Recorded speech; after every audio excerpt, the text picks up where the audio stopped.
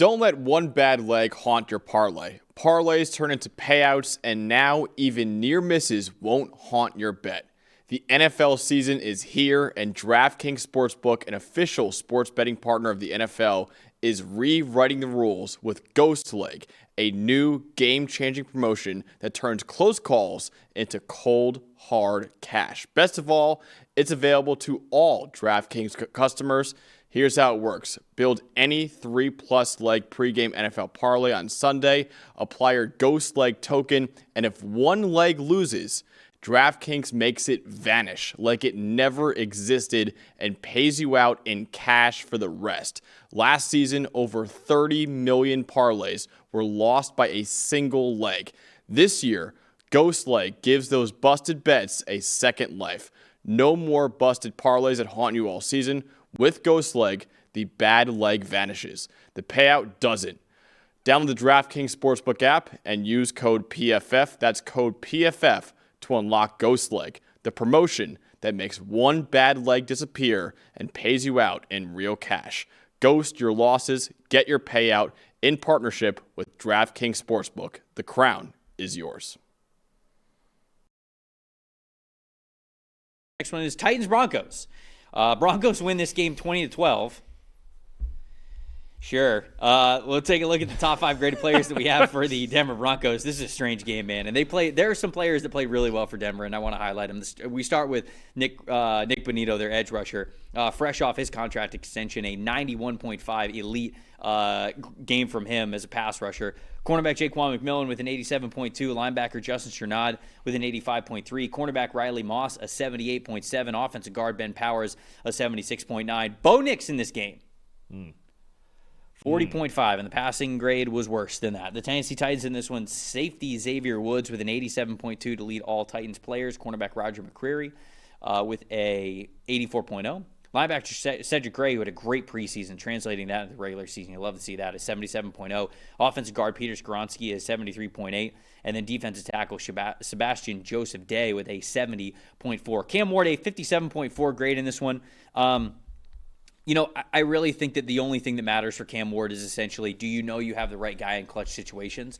To me, that's going to come down to how I'm going to judge Cam Ward this entire season is when he has a chance in, like, if it's a one-score game in the fourth quarter down the stretch, is he clutch for you? And I don't really have a doubt that he's going to be. And in this game, I thought he absolutely was clutch, and his wide receivers really let him down.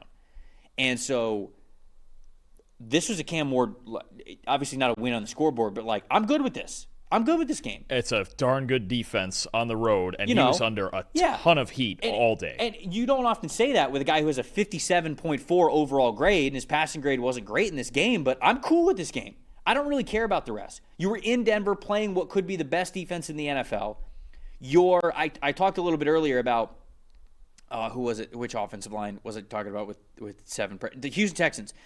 Their offensive line had 7 plays where they gave up a pressure in less than 2 seconds. The Titans had 9. They led the NFL this past week in 9. Dan Moore Jr. was unfortunately the victim of a couple of those at the left tackle spot with Nick Bonito rushing him. And then J.C. Latham was giving up a couple as well at offensive tackle too.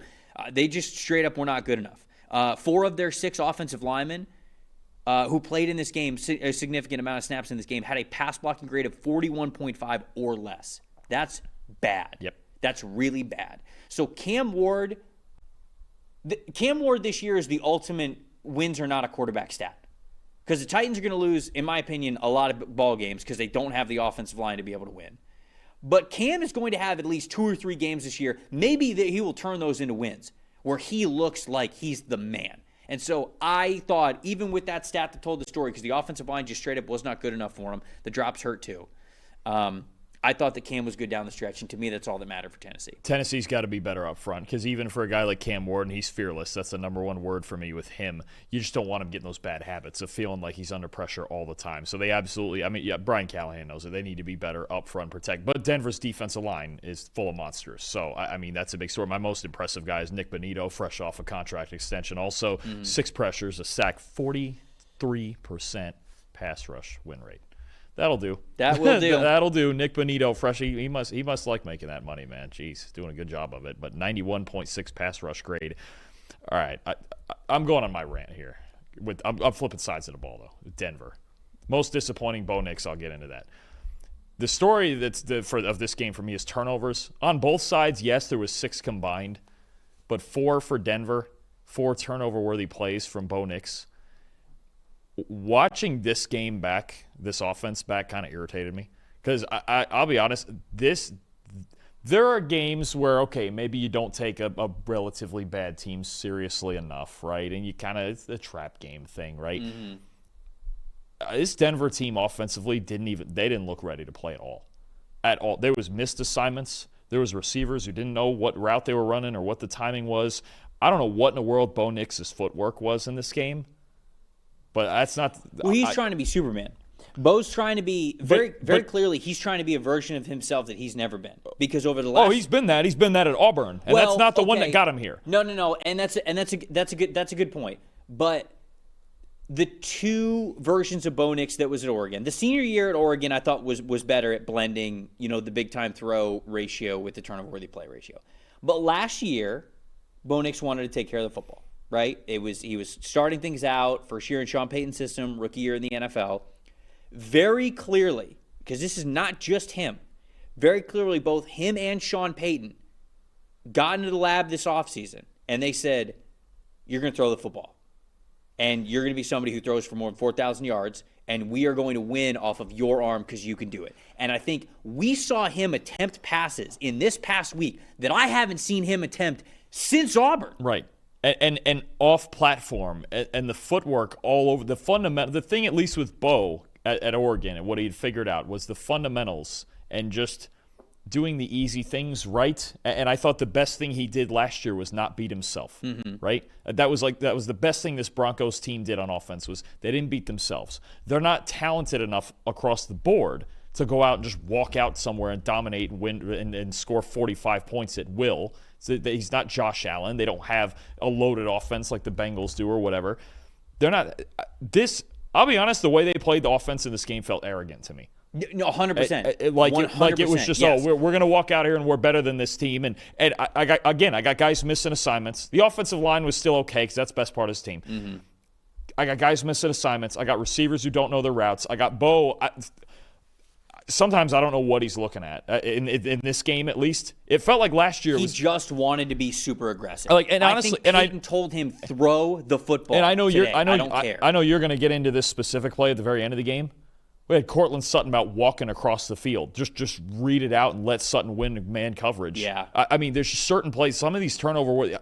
These are plays and throws and inaccuracies and footwork that I did not see from Bo Nix all of last year. It's great. You want to be Superman. You want to take the next step. Fine, but you can't throw the fundamentals out the window. And this game from Denver's entire offense, I would bet money that Sean Payton in whatever film session they're having today is just lighting into this team. They cannot play offense the way they played yesterday. Because against any other team, they would have lost yesterday, no question. I don't even know what happened to this offense, and maybe it's a 1 week thing where they just didn't take the Titans seriously.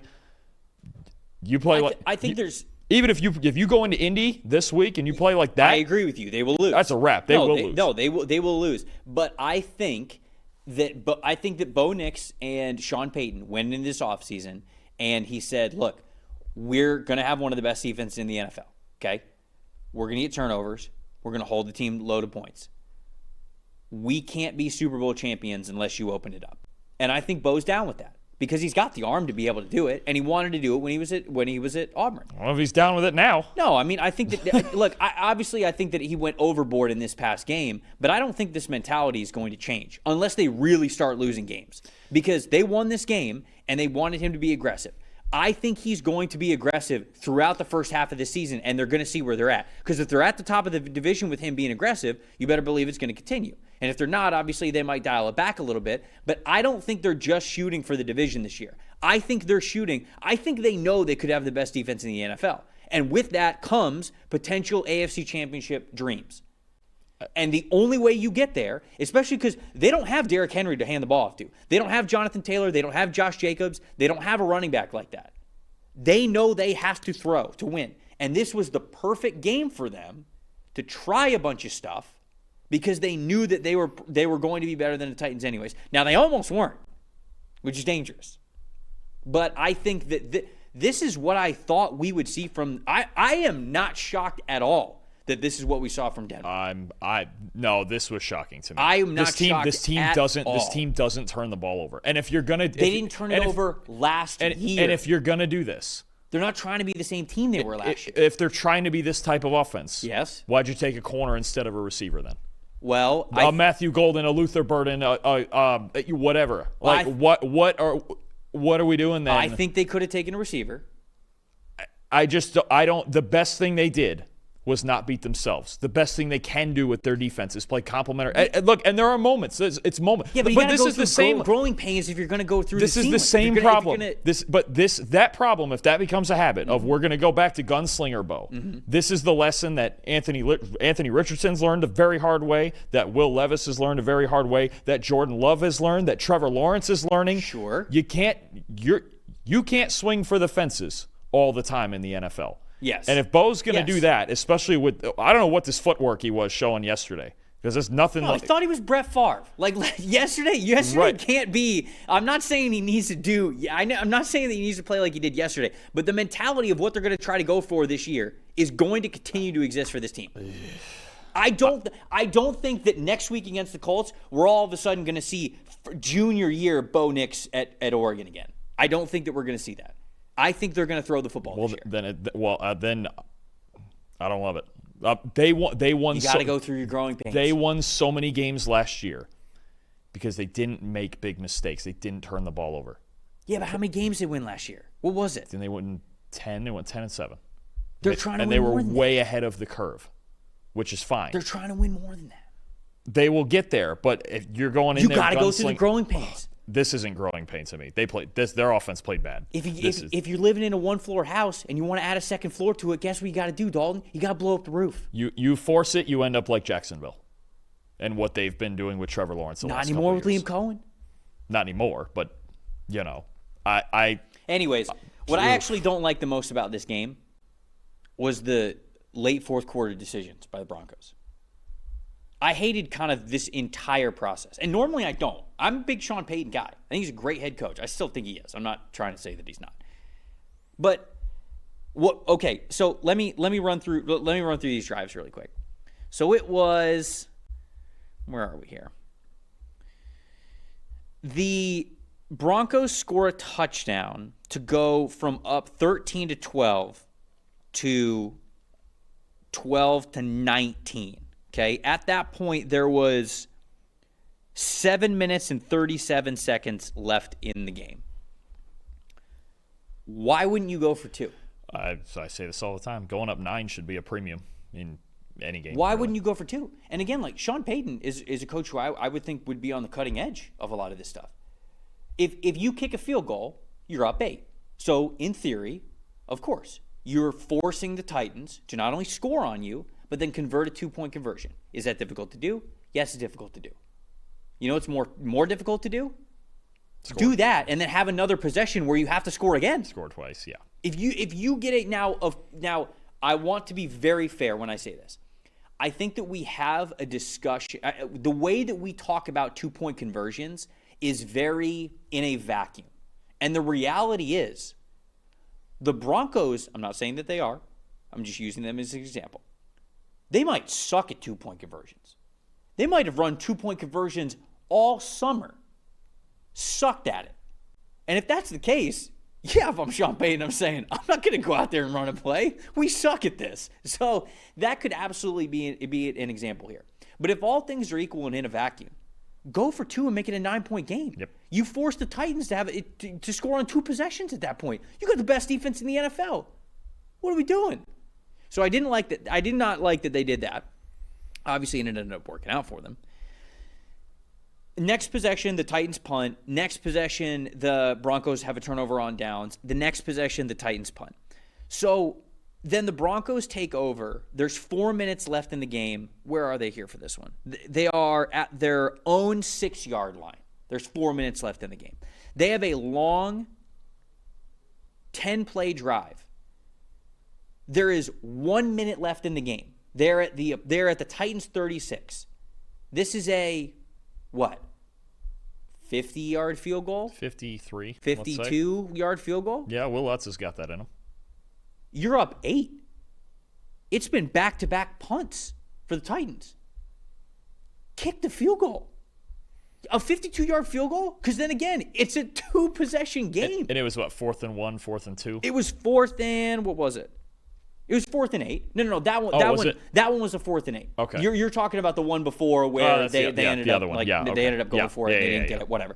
This was a 4th and 8. Why would you do that? And then obviously like the one. What was the one before? No, it was on that play. So instead of kicking a field goal, that was the one where they hiked the ball. Bo Nix looks to his right, chucks it to the moon, like as if they were wasting time for the clock to be. Well, yeah. I mean, the worst part about that call is, I think actually Peyton, if he was going to do that, made a pretty darn good play call. And again, I don't know what Bo's going for. He had Cortland Sutton on a deep, but it was that.